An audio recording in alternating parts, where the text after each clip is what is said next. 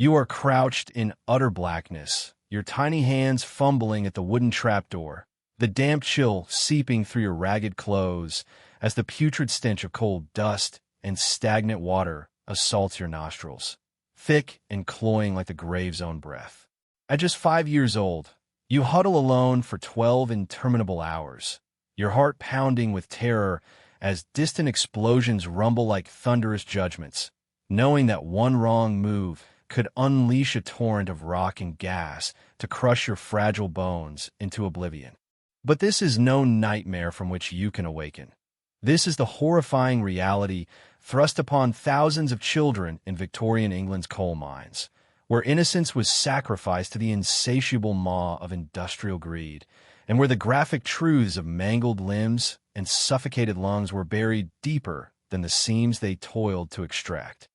In the shadowed underbelly of Britain's burgeoning empire, where the Industrial Revolution forged chains of progress from the blood and sweat of the vulnerable, the coal mines of Victorian England devoured the lives of countless children, their small bodies twisted into instruments of unrelenting labor amidst conditions that defied human endurance. These young souls, often commencing their descent into this subterranean hell at ages as tender as 4 or 5, were ensnared in a system that prioritized profit over pity, transforming playgrounds into pits of despair and robbing generations of their rightful childhoods. The revelations unearthed by the 1842 Children's Employment Commission laid bare these taboo historical realities, exposing a world where personal hygiene disasters festered in the perpetual damp,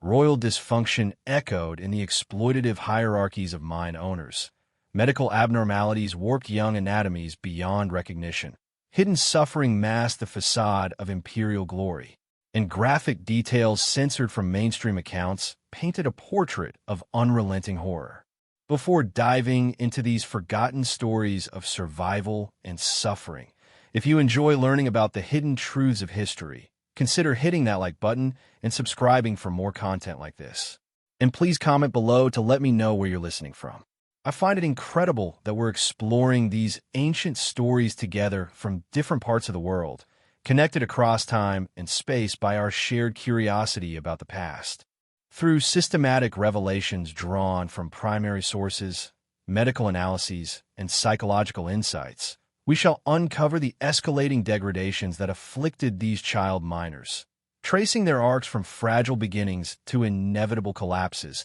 and reflecting upon the broader implications for power, humanity, and the persistent shadows of exploitation. The initial descent into the mines thrust children into a realm of immediate peril and sensory assault, where the air hung heavy with the acrid tang of sulfur and the metallic bite of coal particles that invaded every pore and lung. Boys and girls as young as 4 were employed as trappers, stationed in solitary confinement within narrow passages to operate ventilation doors, their diminutive frames huddled against the relentless draft that carried whispers of impending doom from deeper shafts. Contemporary observer account from the 1842 Commission captured the raw desolation. As one subcommissioner noted the grotesque sight of these infants, their faces smeared with grime that masked tears of isolation, enduring shifts that stretched from dawn until dusk without glimpse of sunlight. Medical terminology from the era described the onset of rickets and scrofula, those festering afflictions born of vitamin deficiencies and constant moisture, twisting limbs into unnatural configurations that rendered walking a torturous endeavor. Escalating beyond mere confinement, older children graduated to the role of hurriers, harnessed like beasts of burden with chains girdled around their waists, dragging laden corve through tunnels scarcely taller than a man's knee, the friction abrading skin until it wept blood that mingled with the sludge underfoot. Quotes from the Commission's interviews revealed the visceral agony, such as the testimony of 9-year-old Edward Edwards from Waiaskewayan Colliery, who recounted how the carts crushed against his body, leaving bruises that bloomed like dark omens across his flesh, while psychological deterioration manifested in night terrors that haunted their scant hours above ground. Venturing deeper into the labyrinthine veins of the earth, The horrors multiplied with the introduction of explosive gases and structural instabilities that turned routine labors into gambles with mortality. Fire damp, that insidious methane exhalation from the coal seams, lurked invisibly until ignited by a stray spark from a pickaxe or candle, erupting in conflagrations that scorched flesh and hair alike, as evidenced by the charred remnants of young workers pulled from the rubble in incidents like the felling colliery disaster of 1812, where 92 lives, many juvenile, were snuffed out in a single cataclysmic blast. Psychological analysis applied retrospectively highlights the morbid fascination with survival instincts that compelled these children to persist, their minds fracturing under the weight of perpetual vigilance against cave-ins, where tons of rock could cascade without warning, pulverizing bones into unrecognizable shards amid screams echoing through the void. Historical medical records detailed the prevalence of pneumoconiosis, the black lung disease that insidiously coated alveoli with inky deposits, leading to labored breaths that rasped like death rattles, while anatomical monstrosities emerged from prolonged crawling, spines curving grotesquely into kyphotic arches that evoked medieval gargoyles rather than human forms. Contemporary diplomatic correspondence, though sparse, alluded to the international shock when reports leaked, yet domestically, mine owners suppressed such truths, censoring graphic details of decapitations from runaway tubs or drownings in flooded sumps where water rose with treacherous swiftness. Amidst the cacophony of clanging tools and groaning timbers, the intimate failures of hygiene compounded the daily torments, transforming the mines into breeding grounds for putrid infections that ravaged immature bodies with unrelenting ferocity. Children, deprived of basic sanitation, wallowed in excrement-laced puddles that fostered cholera and typhoid, their skin erupting in festering sores that wept pus with every movement, as described in the commission's stark prose, where one girl recounted bathing only on Sundays, her weekdays steeped in a miasma of sweat and filth that clung like a second skin. Royal dysfunction paralleled these scenes in the exploitative oversight of aristocratic mine proprietors, whose opulent lifestyles contrasted sharply with the intimate failures below, where venereal diseases spread unchecked among the semi-naked workers toiling in sweltering heat, medical abnormalities like phimosis and hernias afflicting boys from the constant strain of hauling. Hidden suffering lurked in the psychological scars, with accounts of self-harm and suicidal ideations whispered among the young, their public facades of resilience crumbling in private moments of despair captured in observer notes that spoke of vacant stares and muttered prayers. Graphic historical details, long censored, revealed instances of sexual predation in the dim confines, where older miners exploited the vulnerability of child laborers, leading to pregnancies among girls as young as 12, their bodies ill-equipped for such burdens amid the unrelenting toil. The escalation of revelations unveiled the systematic medical atrocities that befell these child miners, where orthopedic deformities from asymmetrical loads warped growing skeletons into permanent disfigurements, hips dislocating under the pressure of pushing cores with heads that developed bald, callous patches like grotesque crowns of thorns. Primary source quotes from the 1842 report amplified the horror, such as 8-year-old Sarah Gooder from Barnsley, who lamented her solitary existence in the dark, fearing ghosts and longing for the company of siblings lost to earlier accidents, her voice a poignant echo of collective trauma. Modern psychological understanding interprets these narratives as evidence of chronic post-traumatic stress, with symptoms of hypervigilance and dissociation manifesting in automatonic behaviors that allowed survival but eroded humanity. Historical medical terminology like miner's nystagmus described the involuntary eye oscillations from prolonged darkness, impairing vision even in daylight and condemning survivors to lifelong handicaps, while the lists of increasingly disturbing details included amputations from machinery entanglements, where fingers and limbs were severed in bloody sprays that painted the coal faces crimson.